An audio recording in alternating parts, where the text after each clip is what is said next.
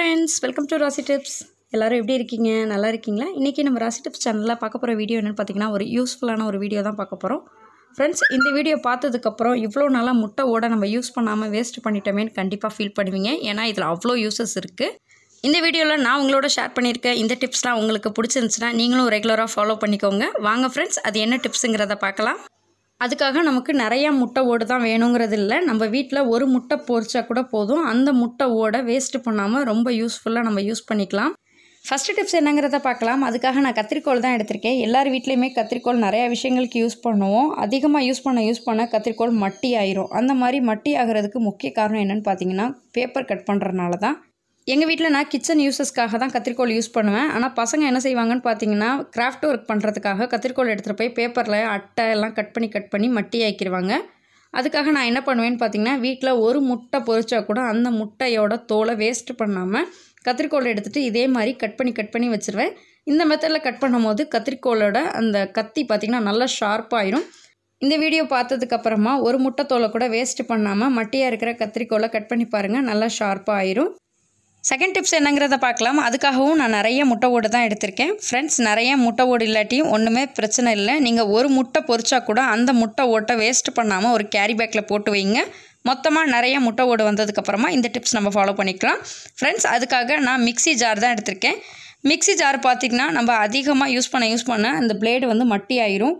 முக்கியமா தேங்காய் சட்னி அரைக்கிற டைமிங்லாம் பாத்தீங்கன்னா தேங்காய் சட்னில அந்த தேங்காய் வந்து ஒழுங்காவே அரைப்படாம முழுசாவே இருக்கிற மாதிரி இருக்கும். அந்த பிரச்சனை எல்லாருக்குமே இருந்திருக்கும்.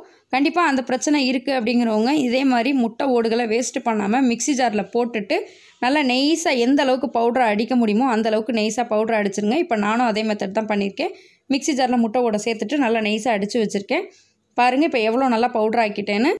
फ्रेंड्स இனிமே மிக்ஸி ஜார்ல சட்னி நைஸா அரைப்படலங்கற பிரச்சனையே இருக்காது. ஏனா இந்த process பண்ணதுக்கு அப்புறம் மிக்ஸி ஜாரோட blade பாத்தீங்கன்னா நல்லா ஷார்ப்பா ஆயிரும். சட்னி எல்லாம் நல்லா நைஸா சூப்பரா அரைஞ்சிரும்.